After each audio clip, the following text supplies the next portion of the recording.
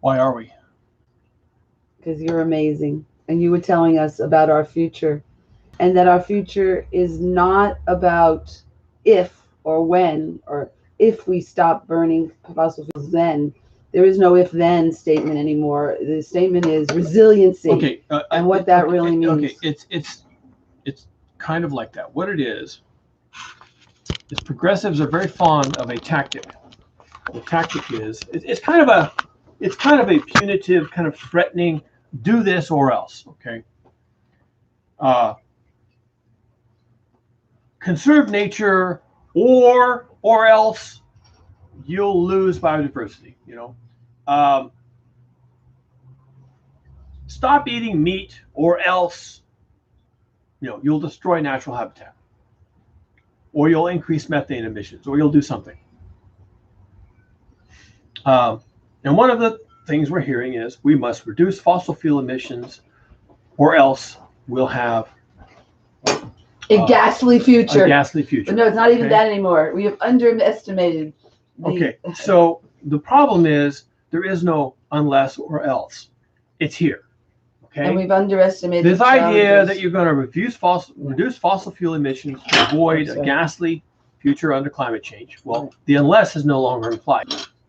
You can't use that sentence anymore. Well, like the ghastly future is now here. Like the article by Paul Ehrlich that is in the Frontiers in Conservation Science.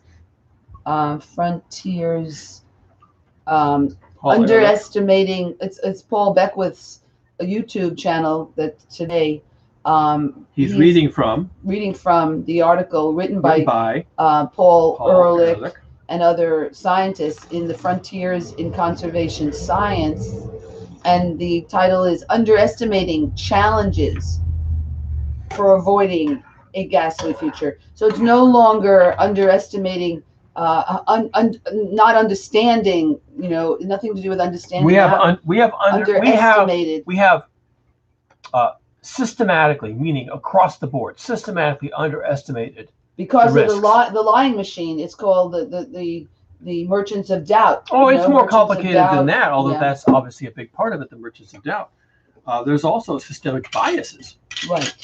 Scientists don't want to even, they're parents. They have children, grandchildren. They drive a car. They don't want to face it. Mm-hmm. And then if additional pressure, if they try to write a paper that says something about, well, we have a ghastly future in our immediate offing, and they try to get that published, the editors will come back and say, this is alarmist. We can't publish this. You got to change this. Yeah. Change the title. Change this introduction. Change your comments. Change your summary and your recommendations. We can't have this in our newspaper or our journal. This will stop people from shopping. Yeah, well, whatever. I mean, they just don't want to be seen as alarmist. Mm-hmm.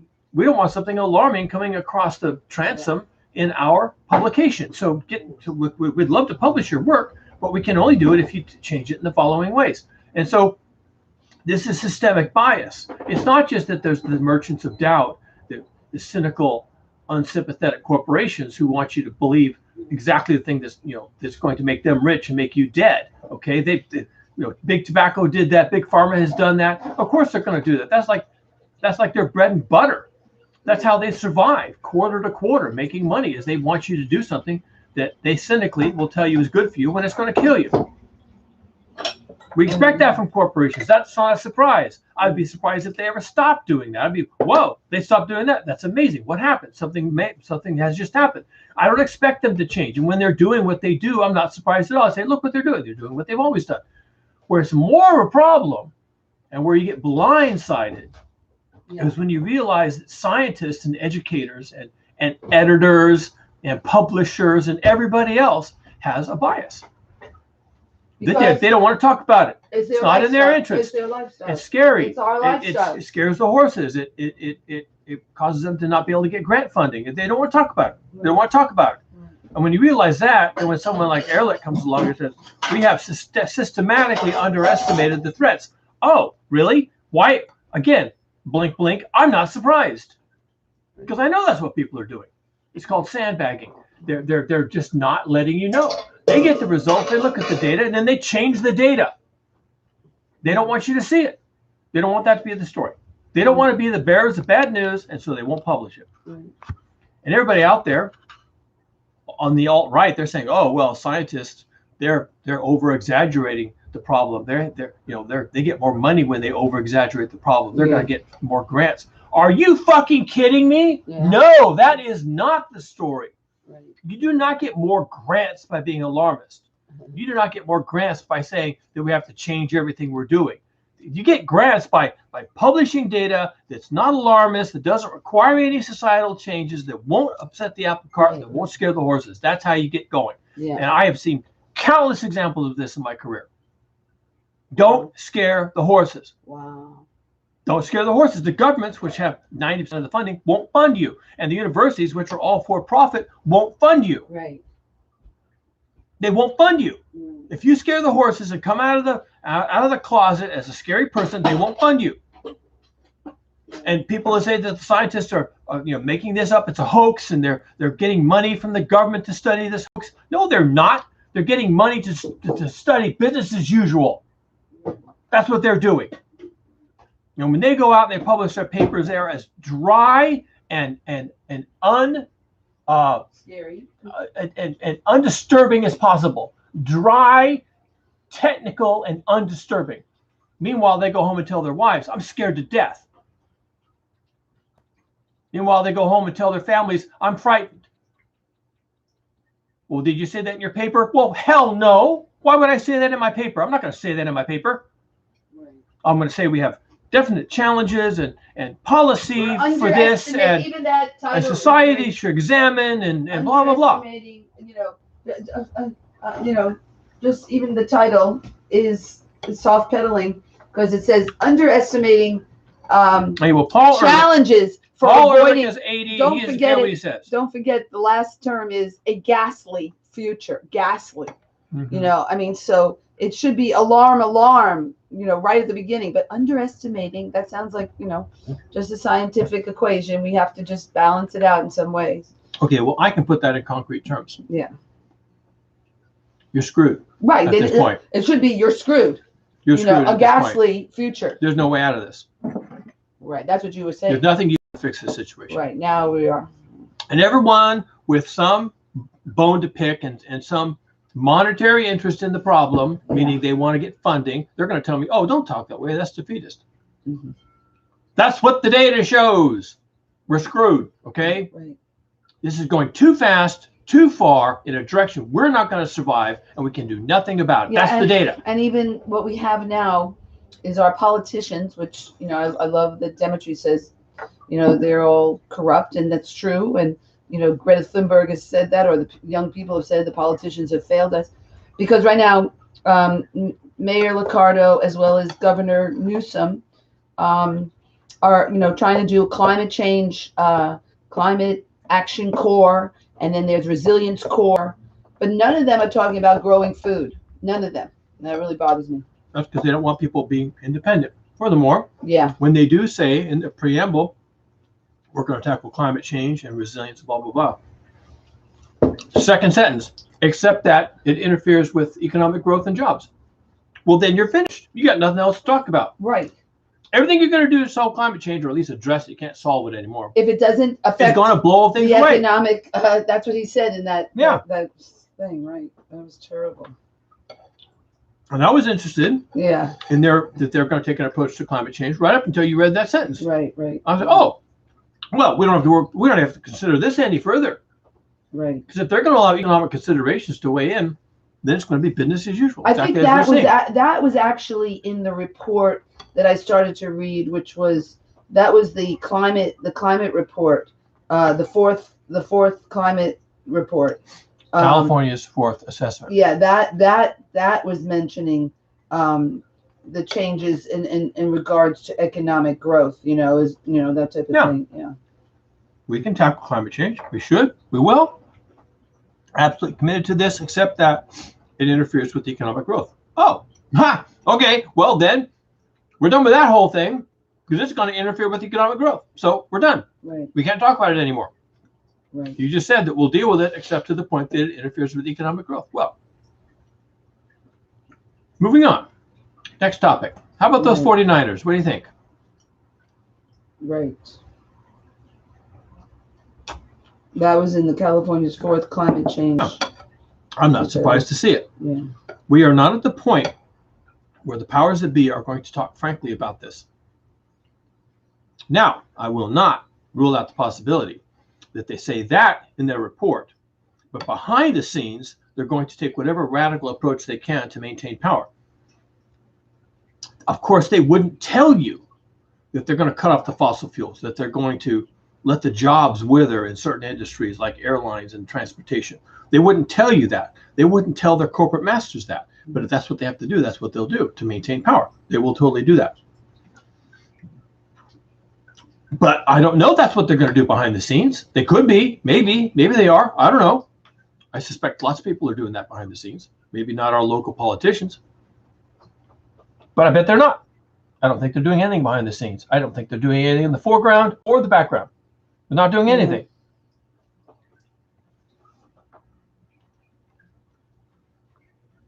And I get it.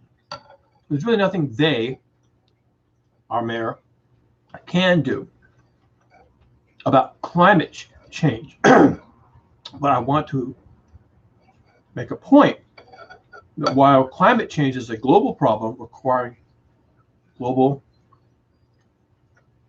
governance, and we don't have that, and we are unlikely to have that anytime soon.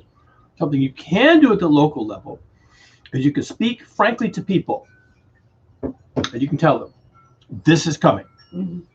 In many respects, this is already here. We were talking about... We are going to have problems locally because of this global problem. Right. We can't solve the global problem acting locally, but we can try and mitigate damages locally by acting locally. And the damages are things like food insecurity, pandemics, energy crises of various kinds, housing, climate refugees, which doesn't mean Hondurans or Mexicans. It means people from Boulder Creek. Okay, well, the Hondurans are coming in too. Okay, but we already have people from Boulder Creek, and Petaluma and Santa Rosa living right here in our community, homeless in Ford 350 diesel trucks pulling fifth wheel trailers. Okay, so these are not poor people. They're just climate refugees. They got burned out of their community. Yeah. They're refugees.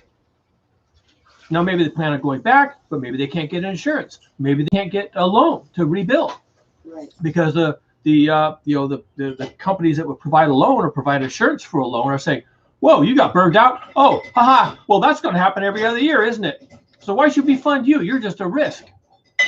We're not going to make any money funding you. You're never going to pay your loan off." I think I saw something that some of the insurance companies are going out of business too. I think I saw that. Yeah, the insurance business is now a losing proposition.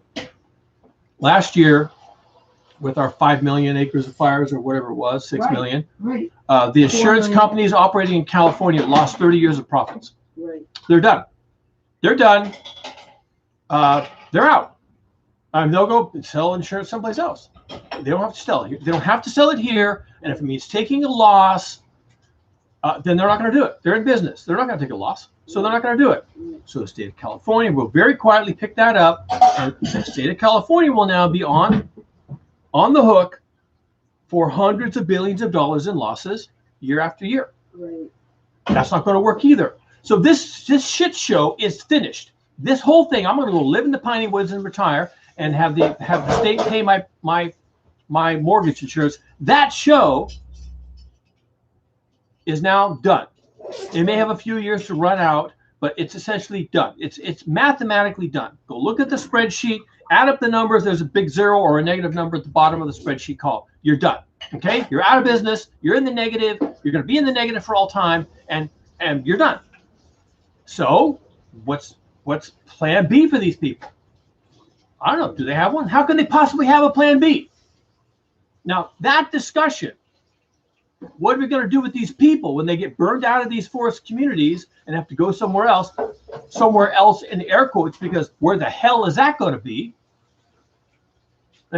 You can't even buy a home in San Jose. People are now buying homes in Tracy, 80 miles from here. Where are you going to go? What are you going to do? You know, your house just burned down. It's not like you can sell your house and go buy another house. Unless you're a millionaire with cash sitting in a bank account somewhere to spend on a house, you can't get a house. And you certainly can't get one where you were. It all burned down. Right. So that's something our local leaders could address. Housing crisis. The housing crisis brought about by climate change and internal local refugee crisis. We should not be building any commercial properties. We really shouldn't. I mean, that is for sure. We should not be building any commercial properties because I don't see going forward for any except that you're willing to convert them to housing at some point. Yeah. Okay. There you go.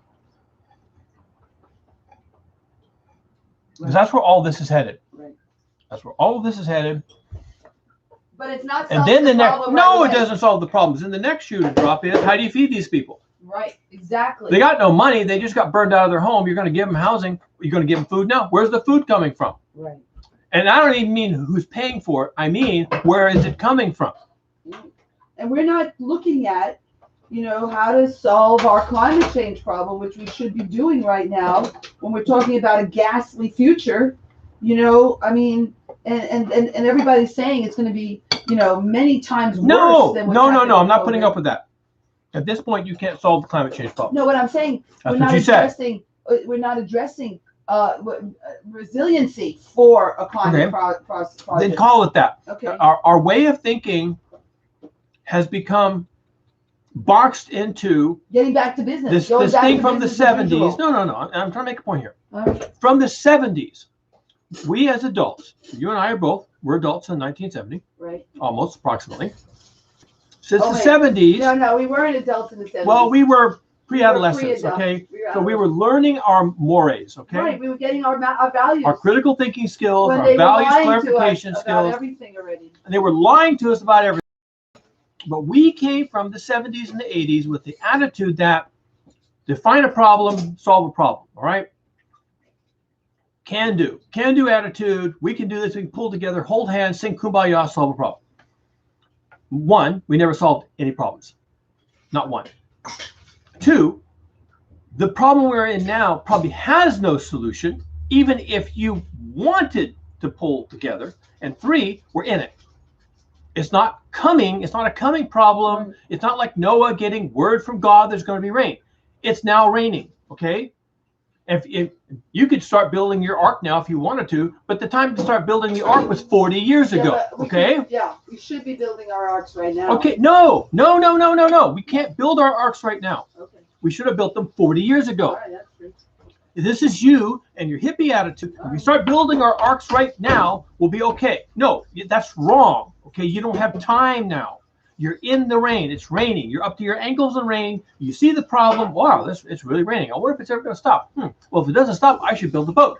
What are the materials I had to build a boat? Do I have the tools? Do I have the people? Do I have the intelligence? Do I have the methods? Yeah. I'm going to start building a boat now. Meanwhile, while you were having that conversation, the water came up to your knees.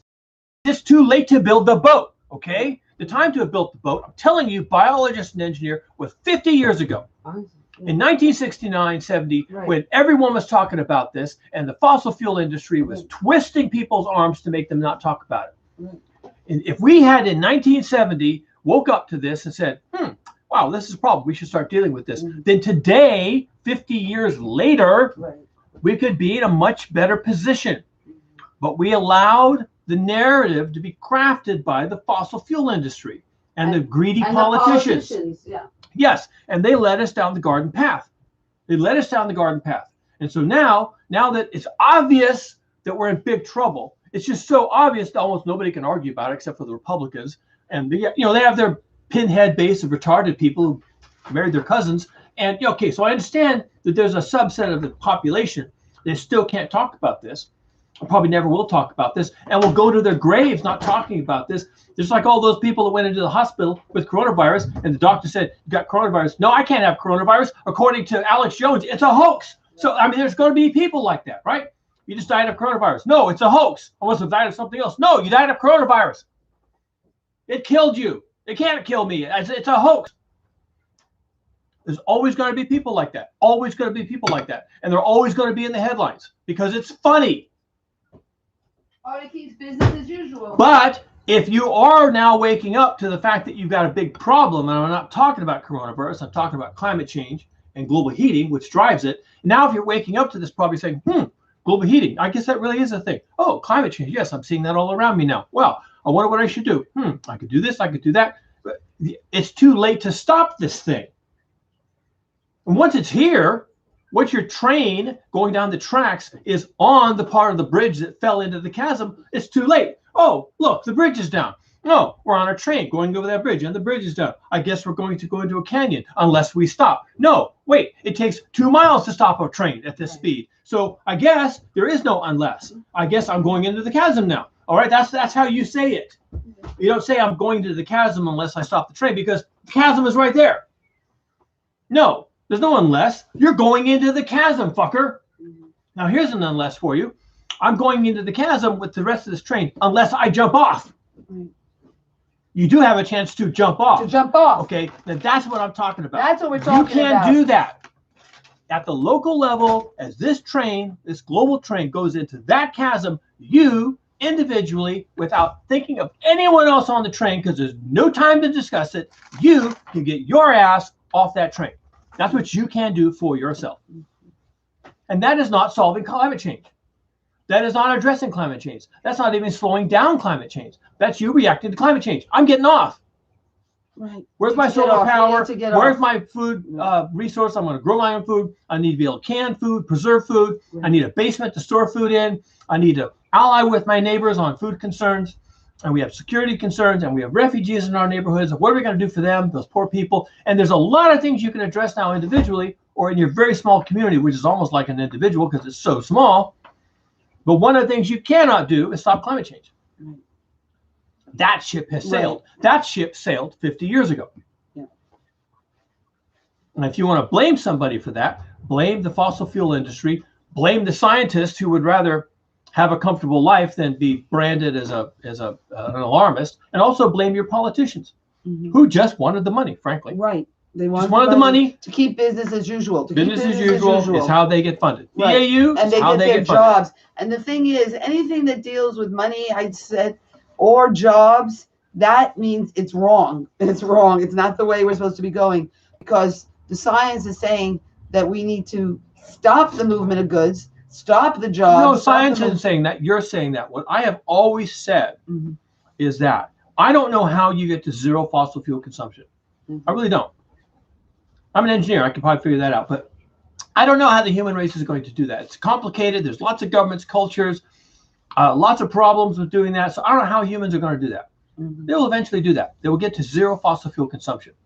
I don't know how they're going to get there, or how long it's going to take, or what path they're going to take to get there. But I can tell you what it's going to look like when they get there. It's going to look like no aviation, no personal driving, no movement of goods, no movement of money, and no jobs. Lots of work. Which is building. Well, you need to go. Food. You need to go to the dictionary and look up the word job and look up the word work. Okay, and they're not the same. Right. We tend to think they're synonymous, but that's also propaganda we've swallowed without any critical thinking about it. Right. This is like you're going to have a lot of work to do. You're going to have a lot of work just to survive. You're not going to have a job or a paycheck. Right. What does it say in the movie? Work is prayer. Work is prayer. Work is prayer.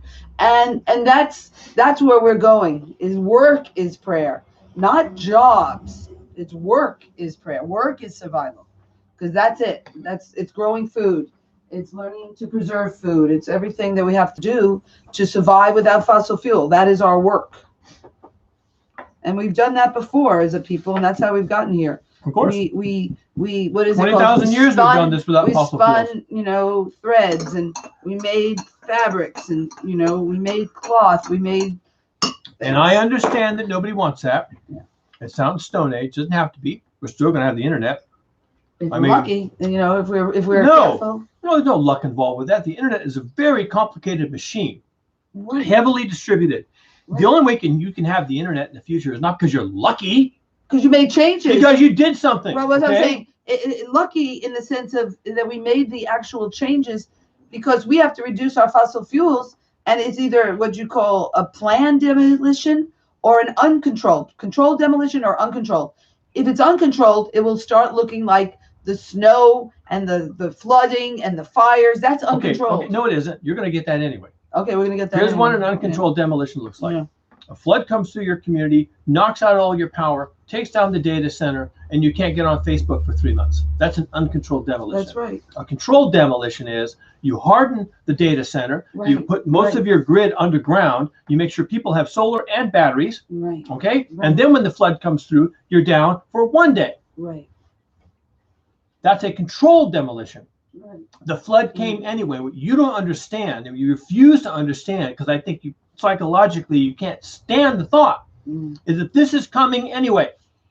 The floods, the fires, the snows, the refugees, the everything, all of it. Yeah, it's happening right now. It's happening. Yeah, the economic hit that's going to come when we cut ourselves off of fossil fuels. All that is coming. It's coming. It's the next chapter in this book that somebody has already written. All right, you're just reading the book now. Told us, and now you're reading the screenplay, right. and part 2, right. when the hero comes back on the stage, fossil fuels are gone. Okay, that's already written into the script. It has to be. It's already there. Okay, it's already there, and your responsibility as a sentient creature with some agency is to read ahead and notice in the script that in part 2, when the cast reconvenes after that other thing in part 1, when the cast reconvenes on stage, they have no fossil fuels. You have to read ahead in the script, see that part, and then you have to start thinking as an intelligent entity with agency, what am I going to do about part 2? The thing that makes us different from other animals is our, what's it called? To think ahead. What is that called? Our ability, what is that referred to as our? It's a particular word. It's with a P. Is it precognition? Is it? No, it's thinking ahead. Yeah. And that foresight. Foresight. Okay. Foresight. We have foresight. We have foresight. We do. The other animals don't seem to have that. Right. We have foresight. Right. We can connect the dots. Some of us are better at that than others, and some people are shit poor at it. Right. But it doesn't matter. Collectively, as a species, we have this. Right. And there are people who are able to connect the dots. Right. All right. Right. Now I connect dots. I do that better than and anybody. That's called and science. I'm here to tell you that I have read ahead in the script. Okay. Right. And I have noticed that in part 2, they have already crossed the Rubicon and there's no fossil fuels. Right.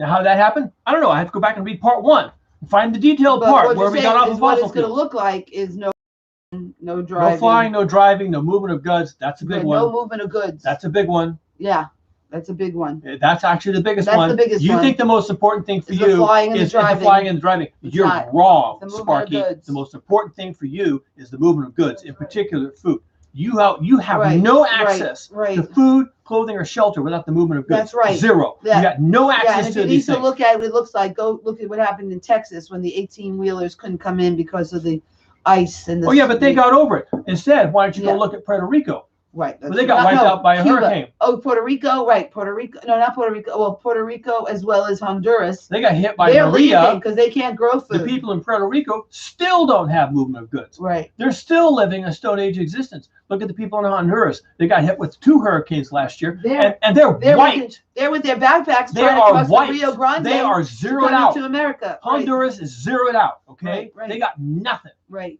2 hurricanes. They're finished. All right. They could grow food. That's what I'm talking about. No movement of goods. Right. There's a point where you are so dependent on the movement of goods. Not that the Hondurans are. Right. They have fairly resilient communities. Right. We are 1,000% dependent on the movement of goods. Right. And that's what I've been saying. Everything, including the water delivered to your house, is delivered in a fashion that you don't control. Yeah. Water, electricity, food to your supermarket, gas for your car, everything you depend on, stuff you don't even know you depend on, is delivered to you as a good, delivered to your house and your neighborhood. In the case of food at your market, everything is delivered to you. Most people have no relationship with the food they eat, and they certainly have no relationship with their electricity, natural gas, and water. Zero, none. They don't know where it comes from. They don't know how it gets there. There's a meter. They pay a bill. If they don't pay the bill, the meter gets shut off. That's all they know. That's their whole relationship with it. And they cannot provide those things for themselves. And yet they are 100% dependent on those things being delivered to their house every minute of every day. Right. And that's what Kat has said.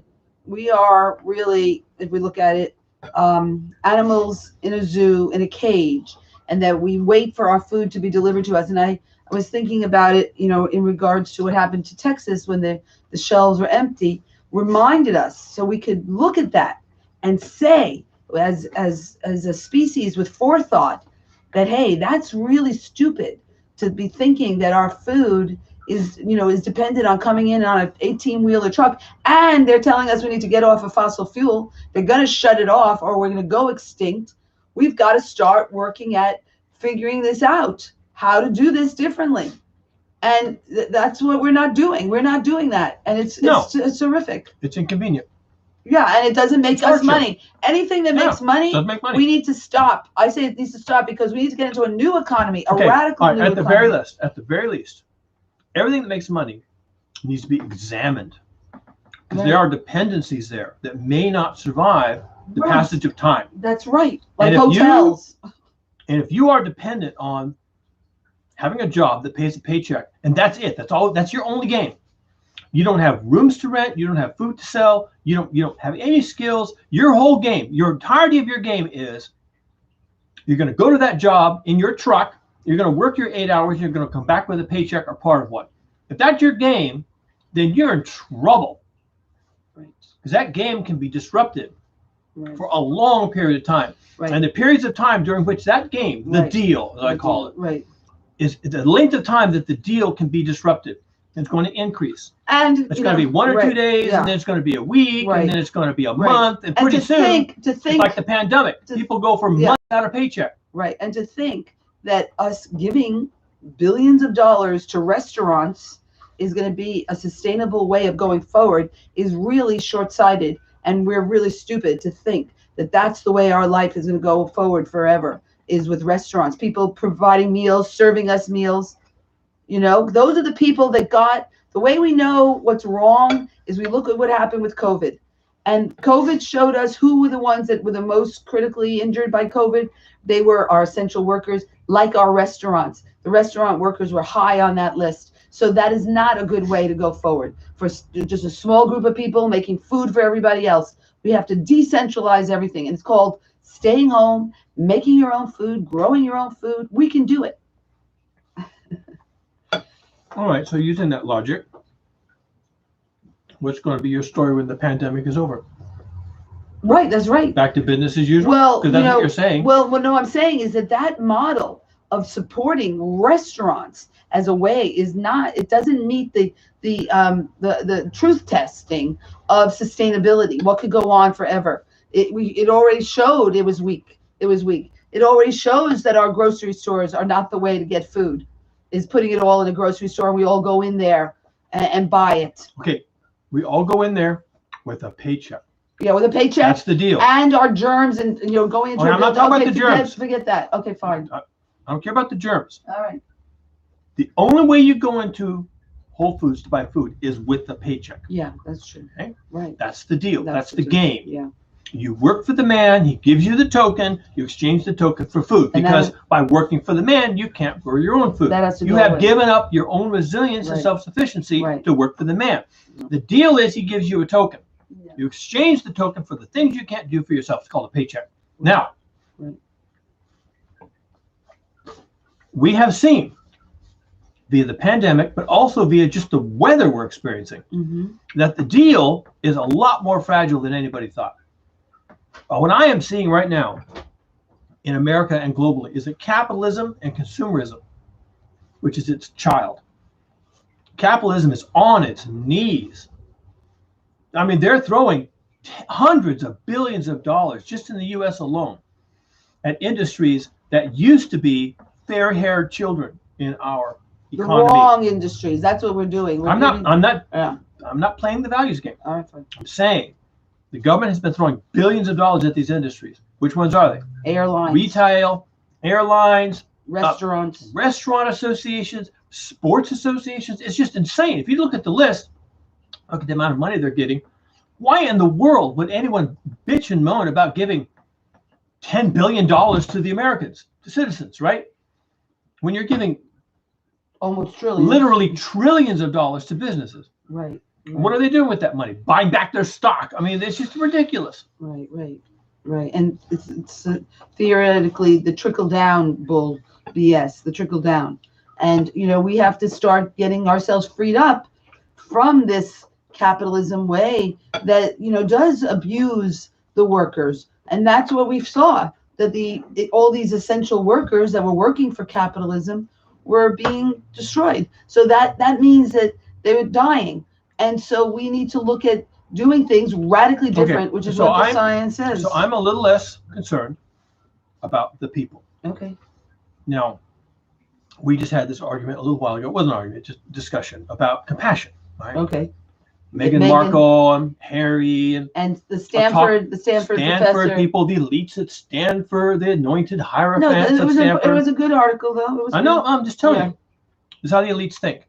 We need to increase our compassion and caring for each other. Yeah, caring for each other. That's true.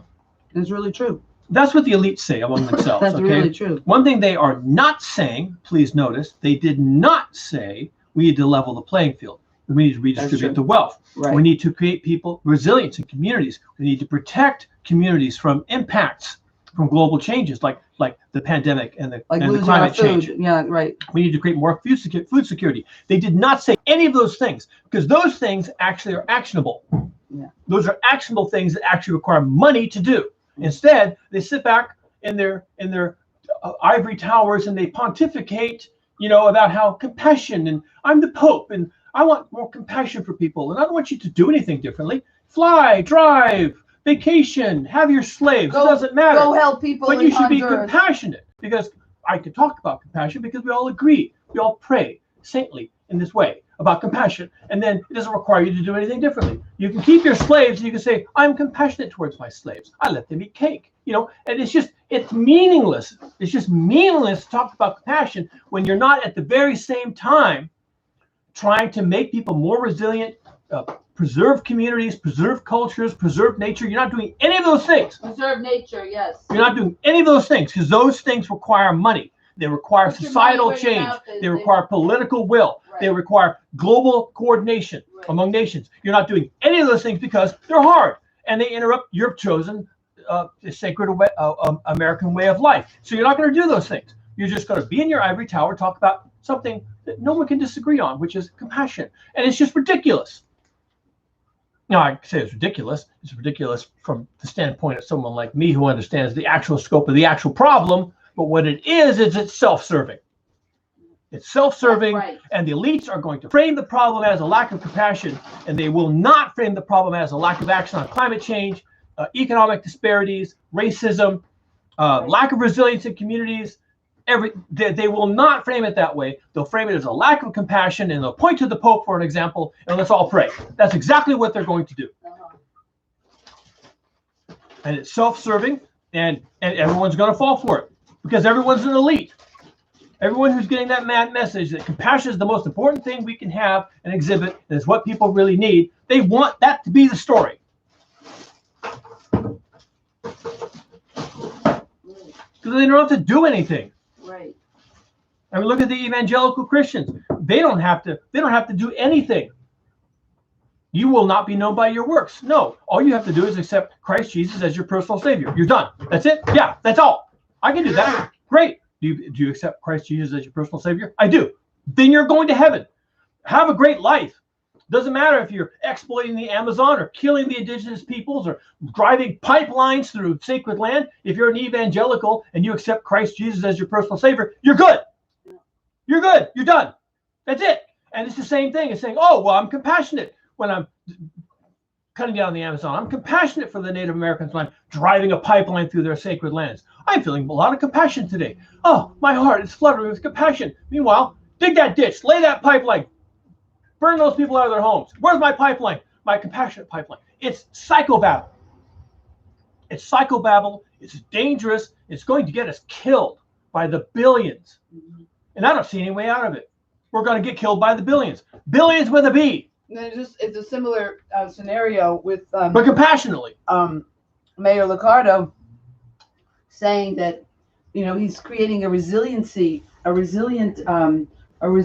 core responding to Gavin Newsom's call for climate action, creating 500 jobs, sustainable, not sustainable, living wage jobs with benefits for 500 jobs he's creating. And he says it'll go for the low-income kid, primarily into low-income young adults in the low-income neighborhoods.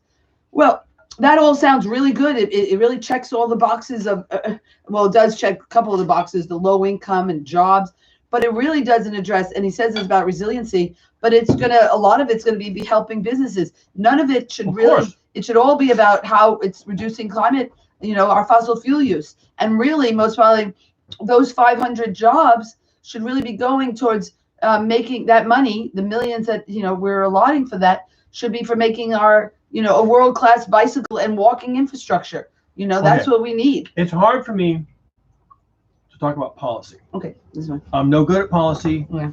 I'm an engineer and a scientist. Yeah. Policy requires balancing all the needs of the people, like corporations and retailers, against the poor. These false balances. Right. Where we're going to elevate the poor into retail. Right. We're going to elevate them into flipping burgers, okay? Right. We're going to balance everything. Yeah, their jobs so that the burger flipping happens. Learn marketing. The burger flipping keeps happening. Yes, right. And the young people are flipping the burgers. Right. And if you really want to help the young people, what your program would be is not, we're going to give them jobs. Low-end jobs at below minimum wage to flip burgers. You might want higher than minimum. You might want to go to those young people and tell them, we will give you any education you want at any level you can personally attain, and we will pay for it, but we want you to come back and live in our community and help us solve our problems with your education. Right. All right? Now that would be a solution. The problem with that solution is it doesn't balance the needs of the community for elevating young people while keeping them in the burger flipping funnel, process funnel. So we can't send them off to get an education because they're not flipping the burgers at minimum wage. So how can we possibly do that? That's so unfair to our system. The retailers are crying. Look at that man over there that owns 14 restaurants. He's weeping. He's weeping because you just took away his slave labor. Okay, he doesn't have a line of 18-year-olds at the back door of his business when he opens in the morning. He doesn't have a line of people begging for work at sub-minimum wage under the table. Okay, and he's weeping now because when he goes out his back door in the morning to usher in 4 or 5 people to wash his dishes and clean his garbage cans, there's no one out there. Where are they? Oh no, I understand. They're all at junior college and state college, and they're getting educated, and they're coming back to their communities with a understanding of their actual problems. The climate change problem. That's what I'm saying. Is it should that's certainly one of them. But there could be a lot of problems. Okay. I will allow that lots of communities have lots of problems I am not aware of. Right. I would like them to understand that their big problem that's going to clobber them and pulverize them into sawdust is climate change. Now, if they can't get to the point of worrying about climate change, all they can do is worry about something else. I will grant that. That's fine. Everyone has at their level of Maslow's hierarchy, and I understand. Right. Okay? My job as someone who's pretty high up on the hierarchy is tell them your real problem is climate change. Right. It's going to kill you. Right. It's going to kill you and your entire family. And you're all going to die. Now, right. If you can't see that or you can't act on that, that's fine. I understand. Go to college, come back. Maybe you'll understand what I'm trying to tell you. Yeah. But to tell the young people that the best thing you can do for your community is to get a below minimum wage job or even under above the table, wage. Flipping burgers for the retailers, to tell them that is to disserve them. Right. And they are being disserved by that message. And I'm not at all surprised that Sam Liccardo, mayor of San Jose, is proposing a resilience package. And it's based on so that you're making $21. And you're actually making people more dependent on the system that just failed them. Right, exactly. How is that resilient? Okay, it's resilient because they're giving them $21. Double speak. Right. He's talking in double speak. Yeah. And he's saying, I'm going to make you more resilient by making you more dependent. Well, right, exactly. And that to say that now it's going to be a living wage at $21, it doesn't matter. What we really having to build is a resiliency that isn't to get us out of those jobs. We have to be thinking about how to get out of the jobs, how to get out of our cars, how to stop burning fossil fuels. So you're going to pay your burger flippers to a living wage, $20 an hour to flip burgers. Next month, a machine comes in to flip burgers. That's right. Now that machine costs $100,000, but some actuary some investment manager decided that $100,000 to buy the machine to flip burgers, the robot to flip burgers, is pays for itself in 9 months. That's what they decide. 9 months. COVID-19. So now you've gotten these young people into. You spent 20 years trying to pass a minimum wage that reflects reality, right? $20 an hour, whatever it is. You spent 20 years doing that. Then you make all of these projects to get young people into these jobs that are now paying $20 an hour. At the same time you're doing that, technology is marching forward. It's going to make those jobs redundant. They are going to be handled by machines. And that person who you fought so hard to get that $20 an hour job will be right back sitting in their living room watching TV. They were not resilient. You didn't help them understand their situation. You didn't get them into a situation where they had some agency over their own fate. You kept them in the pipeline. And at the meantime, the retailers had plenty of time to actually break that pipeline. Now they got robots flipping burgers. Why not? It's not that much. It's not a skilled job. They have robots working in warehouses doing fulfillment. There are Amazon packages that get shipped to your house that are never touched by a human hand. Never touched by a human hand. Robot picks it off the shelf. Robot puts it in the box. Maybe there's a human that makes sure that there's something in the box. And then the robot puts the label on. The robot puts it out in the queue. Maybe a human picks up the package and puts it in the truck. Okay, puts it on the airplane. 50%. The 50% that matters, the value add of going to the shelf, of pulling it down, make sure it's the right thing, putting it in the box. That 50% had no human intervention of any kind. And it may be that your fast food restaurants have one employee of 5, where the other 4 who used to do things like take out the garbage and flip the burgers and open up the packages of ketchup packets. They're not there anymore. Instead, there's one employee who just makes sure that the robots don't, go on a rampage. Don't sexually abuse each other. Right. Yeah. Make sure the robots don't derail. Right. There's one employee who's doing that. And they're also getting paid minimum wage because they don't have to do anything 99% of the time. Someone has to come in the morning, unlock the doors, turn on the robots, make sure that the robots have feedstock for whatever they have to do, and just keep putting raw materials in the robots. Meanwhile, people come in, they go to the kiosk, they swipe their credit card, the food comes out, it's numbered, and they pick it up and they go sit down or they leave. No one knows there's nobody back there. And nobody cares. Most of the people buying a burger these days are buying it with a SNAP card. They're getting it from the government. They don't even care where the money comes from. They're just hungry and they go and they don't have to cook because their SNAP card will buy them a Big Mac. And so they go get a Big Mac. Meanwhile, the people who used to work to make that Big Mac are out of a job at home on assistance of some kind. Well, playing video games. You used to work in a restaurant. Now they're playing video games. Well, and what we really need is that universal basic income, and then as a transition to fiercely self-sufficiency, to getting back to our basic needs being met, by ourselves. But you know what self-sufficiently looks like to most people? It looks like a nightmare. It looks like working the ground, making clothing, barter and trade. Self-sufficiently looks like the Stone Age to people. Whereas it's a way you can actually survive. You can actually survive. You can feed yourself, you can feed your family, you can feed your neighbors, you can all work together, you can raise each other's children, you can have your own schoolroom, you can be completely self-sufficient, you can do the whole thing yourself. Right. That's agency. And look Stone Age. That's agency. Yeah, you got agency. That's what, what was his name? Jeb in the Grapes of Wrath. What was his, Jeb or something, I don't know. Whatever his name. I can't remember. The Grapes of Wrath talked about how he lost his agency when he lost his land, his land lost his to agency. Grow his own food, and he had to join the corporation, and how brutal that was, and how demasculinating and dehumanizing it was. Yeah. And how, and you say that, that you have a sense of agency in building a home and not working for a corporation, even, you know, a computer corporation where it's very it's dislocated. But in fairness, yeah. Look at that. Look at how I pulled that off. I worked for universities and corporations for 30 years. Right. All right. Right. I had a master's degree in biology, and I had huge skills in computers. And I could work in either biology or technology, and I did both to my advantage. Right.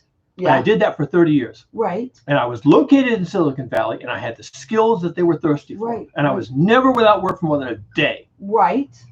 Okay. Right. Nobody else can pull that off. But that's not going forward either.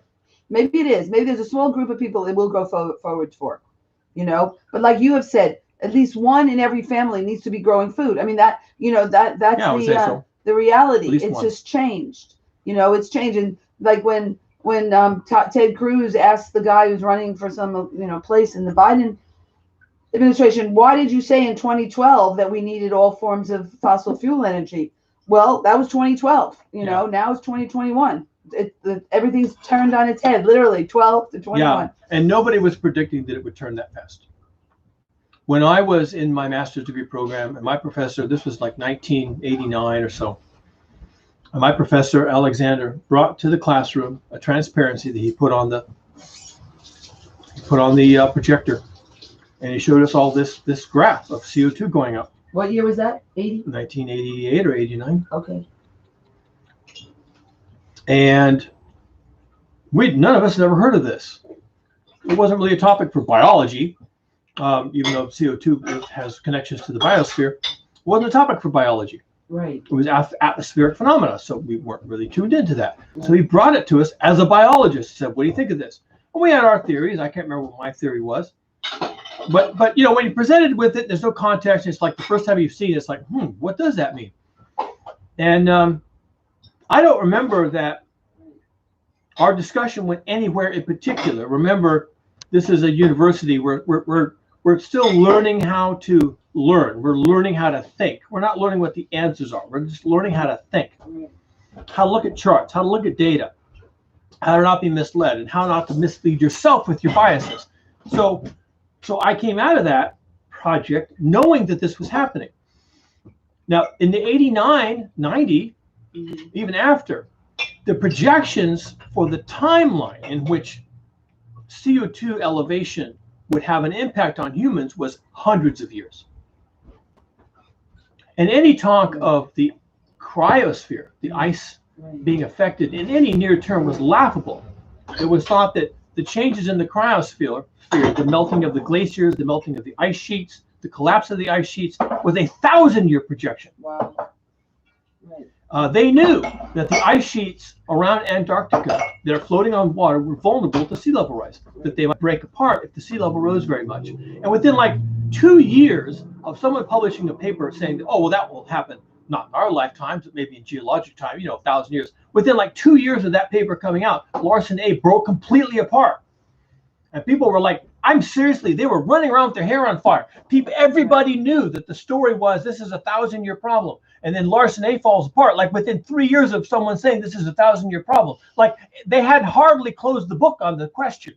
They had hardly walked away from the podium after announcing that this is a 1,000-year problem, and Larsen A fell apart, completely disintegrated. Right. And they're like, wow, maybe that was a fluke. 4 years later, Larsen B fell completely apart. And they're like, okay, well, that's two things that are not supposed to ever happen in 1,000 years. And then Larsen C broke completely apart. And now they're looking at the West Antarctic ice sheet, and they're saying, well, I would like to say this will never break apart, but, well, Larsen, and then they're all looking at the WAIS. And they're just counting the days. It's a death watch. It's a death watch. And the WAIS falls apart, it's done. The Antarctic is in terminal decline, irreversible terminal decline. And this was supposed to be a 3,000-year-long problem. When I was going to school, getting my master's degree, it was projected to be a non-issue for 3,000 years. And then Larsen A, B, and C fell apart, and now we're having a death watch on the WAIS. Right. That's how fast things have accelerated. Right now, scientists, glaciologists, ice scientists, biologists are looking at the rate of change, and they're shaking in their boots. Right. Shaking in their shoes. Right. Right. And people have never seen anything like this, including in the geologic record. There's nothing in the geologic record like this. and I wanted to say something that I saw the Cat, when we were talking about Cat's education as a biologist at Chico State, and he has a bachelor's in biology and a master's. And when in one of his papers, I think it was earlier on, like during his bachelor's, where he was looking at air pollution, and he cited a paper that was written, I think, I said I was 14 years old. So I'm born in 58, 68, 69, 70, 71. So 72. 1972 was the date of that paper that he was citing in his research. And the scientists at that time were talking about climate change and the effects of fossil fuel on climate change. And we never heard these things. I was so upsetting that here I was at 14 years old, learning how to drive, getting in my car. That was the big thing and here was at 14 years old, the science already knew that there was climate impacts of burning our fossil fuel. And they knew about climate change, 1972, when I'm 14 years old. They were raising the alarm. Svante Arrhenius was raising the alarm in like the 1890s. Right, yeah. They were connecting the dots between burning coal at the time, it was coal, and increasing CO2 levels and the impact that would have. They didn't even have instrumentation to measure the CO2 levels accurately. It was just a thought experiment. He was saying in like the 1890s, listen, guys. What is the impact of our actions? We're doing this. We're pulling these minerals out of the ground, right, burning them, and moving them into the atmosphere. That there's no way that doesn't have an impact. Right. Right. There's no chance that does not have an impact. Right. It's going to have an impact. We don't know what it is. We should be looking at it. Right. Svante Arrhenius, 1890. Right. Without any tools. Everybody knew this. Just using his everybody his everybody in academia about knew our this. actions. About our actions. Everybody in academia knew this. Everybody. Right. All along. The only thing that they disagreed on was when. Right. And the consensus was, well, we don't know when, but probably thousands of years. Right. Yeah. Okay. Fast forward 100 years and look where we're at. Right. Right.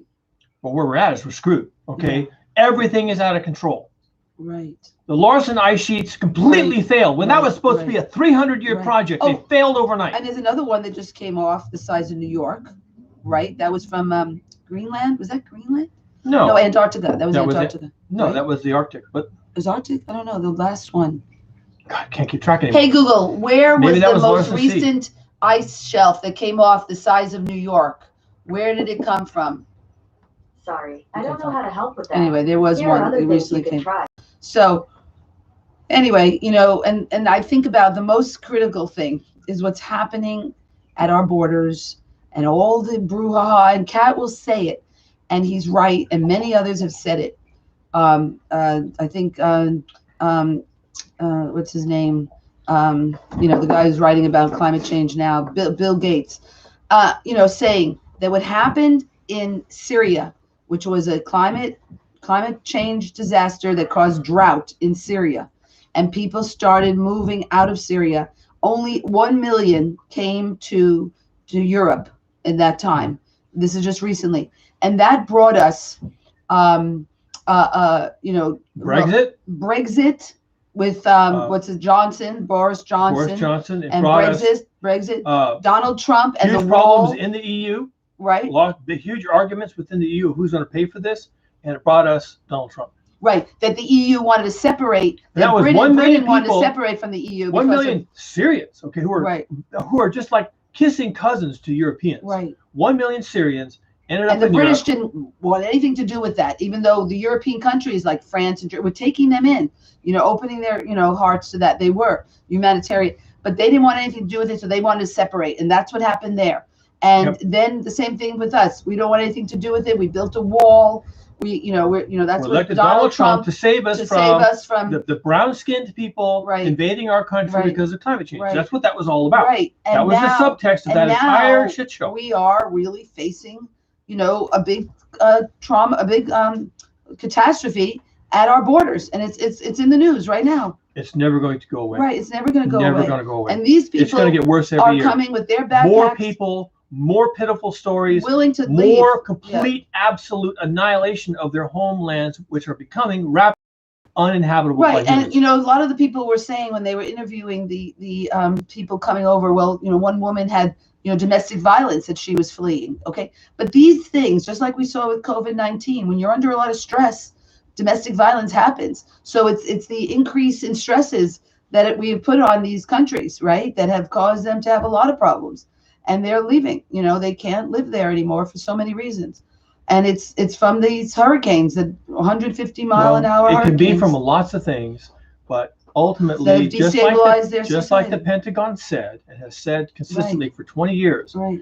climate change, global heating are threat multipliers. Threat multipliers. Okay, Right. and that's Threat military speak for Right. if you thought you had problems already, Right. just wait for the Right. problem. And if you don't think climate change is having, it doesn't matter. The threat multipliers, even the domestic violence that comes from that, these things are threat multipliers. It exacerbates the problems we have, like survival, and people get unhinged. And Yeah, there's they a do. lot They of get problems. unhinged. And we see that when the heat goes up, people become more violent. That's when true. their heat. This is So these are the kind of well threat researched. multipliers that happen under climate change. That it gets more violent. And ultimately, you and- can't make people stay in one place. If people experience disruptions, then they might vote with their feet. They may leave. Okay, and you can't stop them from doing that. Now you can help them stay in place if you support them in place, in situ, as we like to say. Mhm. But we're not. once their situation becomes Mhm. unsupportable, Right. they leave. Right. All right, And that's what they're doing. And any military expert will Right. tell you That they- that's what happens. that That's why you don't want global disruptions. Right. That's why you don't want border wars. That's why you don't want famines and starvation. People leave. And the thing when is- they leave one place, Right. they go to another place that's not ready for them. Why would it And be? on top of And it, then they disrupt that place. Right. And then you have two groups of and people I'm- moving. right. And now they go to a third place and they And- disrupt that one. and the thing is, there will be no vaccine that's going to help us with the amount of the power 150-mile-an-hour hurricanes. There will be no vaccine that we can all take and all say, oh, it's all over, or put a Band-Aid on it. And so this is the problem, that we have a big problem that is not going away, right? Is not going away. Not going away. Because that's what Kat says. This is We are 1,000-year problem. there. We are there. We have these We problems. are in it. We Right. are now And there's in no the narrow Band-Aid. opening of Yeah. bad things. Right. Okay, we are Right. in the Yeah. funnel. We're That's it. going that That's it. direction. Yeah. There is no And left. what there's are we no going right. to There's do? just straight ahead, Right. right Right. into disaster. Right, and they're sending their children. That's what's happening. They're sending their children over because they have no future. They don't, the children have no future. When you're sending your children away, you're basically telling them goodbye. Right, Good luck. that they can't support them because of No. what's happened with Goodbye the and good luck. hurricanes that wiped And, out all you their know, food production. We Listen, love you, but it you wiped can't out their stay here. food production. So when their food production was done, it was over because they don't have 18-wheelers coming in with their food. Okay, they don't have food flying in from Europe. They're like we have been subsidized to think that's we're okay because our food's still coming and in. on that subject, did you know that the UK can't feed itself currently? Mhm. Right. So The getting UK back, yeah, Can't grow enough food because Yeah. of their climate to Yeah. feed themselves. Yeah. Okay, that's they're- already the case in many American communities. yes, They have no access to food that they can produce right. themselves. And we used to have it here. So what we have to do is start growing food. But one thing, the last thing, just to close, is that in Cuba, when they shut off the fossil fuels from Russia that was coming to Cuba, and this is back like in 1918 or something, when Russia decided not to give Cuba any more fossil fuels for whatever reason, the arguments, that was a dependency. Just like in 1970, when they cut it off for us. What was that called? The oil, what was that called? Oil. The Arab oil embargo, where they shut it off for us. They said, oh, they were not happy with something we were doing. The Arabs shut off our oil, right? For what happened? Do you remember what happened? What happened? They didn't 19 like our support of Israel Oh, or really? something, or some combination of things about Israel, and they cut off our Fossil fuels. oil. Our oil. They Yeah. cut it off.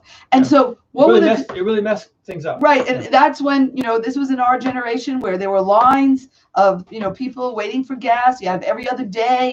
It was the what was it, the Arab oil embargo. And so what other countries like the northern when they saw it in Scandinavia, they said, oh my God, we're dependent on somebody else's fuel. They started getting their bicycles and getting alternatives, and that's why they're doing so great. Oregon too. Oregon did it because they had some leadership of the hippie generation who saw what happened in the 70s, the oil embargo, and he led the charge to make it fossil fuel free. And they're doing good in Oregon and in Scandinavia, in Holland and Netherlands and Denmark, where they have such a great bicycle infrastructure, and everybody rides their bike from 0 to 100 years old. They ride bikes, and this is their culture, and we don't have that. And they got ready. They saw the dependency in 1970s when the oil was cut off, and in closing, Cuba saw it when Russia closed off their oil, and they started growing food. That's what they did. And they started preserving all their equipment. They started repairing and conserving their equipment. So now they drive 1960 old cars. They don't just buy a new car, an electric car, and they don't have the resources for that. They saved everything they have. And when it's gone, it's gone. But they started growing food. That was the most important thing. They started growing food. That was it. That's the story. We need to learn from our ancestors, from our history, or we are vulnerable to repeat the errors of our history if we don't make the change. So that's the story. All right. We love you. Have a great day. Grow food. Preserve food. Go to your farmer's market. Stay out of stores. Everything that COVID has taught us are the lessons that we need to go forward. Stay out of our cars. Stay out of our planes. Stay out of our stores. That it's a blessing what COVID has shown us. All right. We love you. Bye. Let's make it so.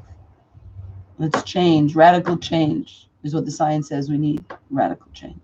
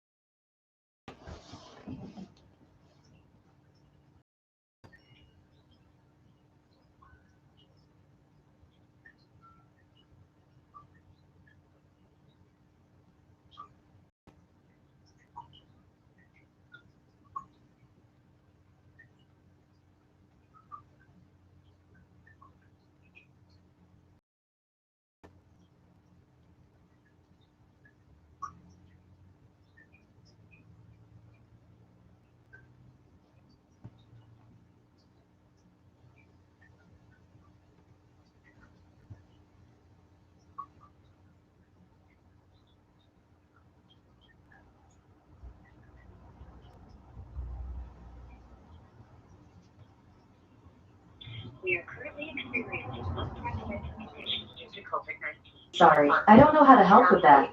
Here are other things you can try.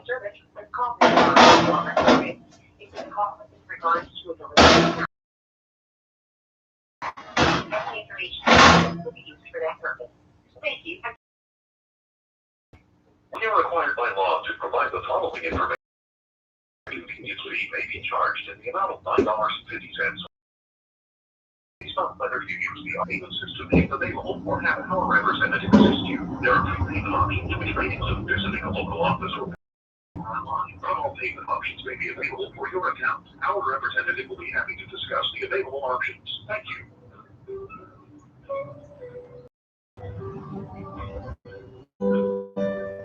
Thank you for waiting. We'll be with you shortly.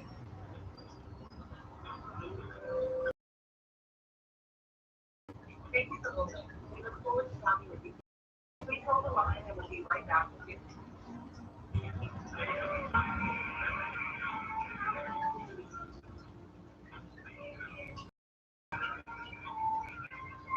Thank you for holding. We'll be with you shortly.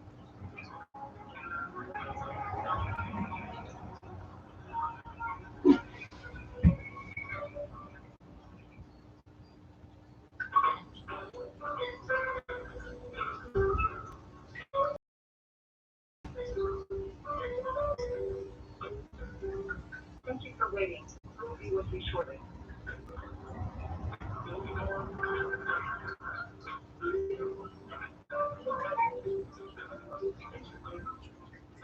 Thank you for holding. We look forward to talking with you soon. Please hold the line and we'll be right back with you.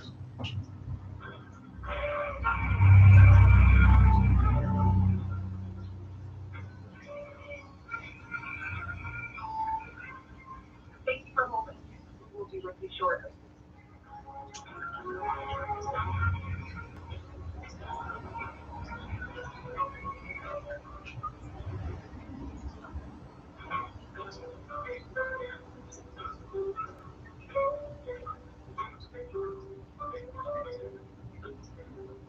Thank you for waiting.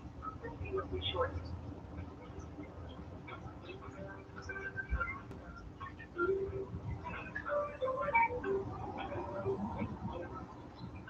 Thank you for holding. We look forward to talking with you soon. Please hold the line and we'll be right back with you.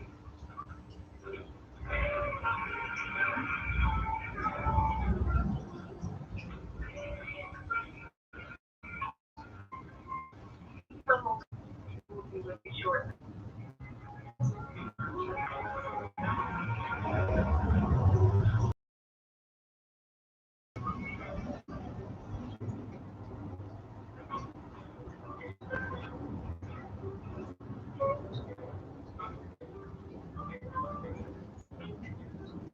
Thank you for waiting. We'll be with you shortly.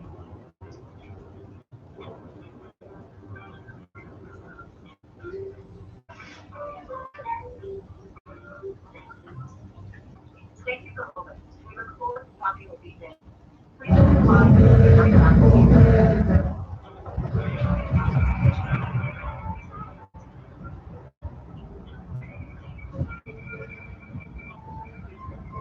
Thank you for holding. We'll be with you shortly.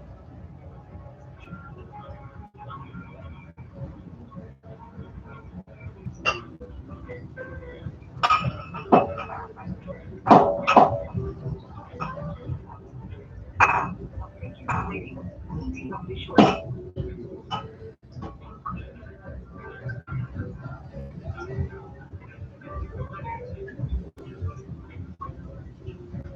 Thank you for holding. We look forward to talking with you.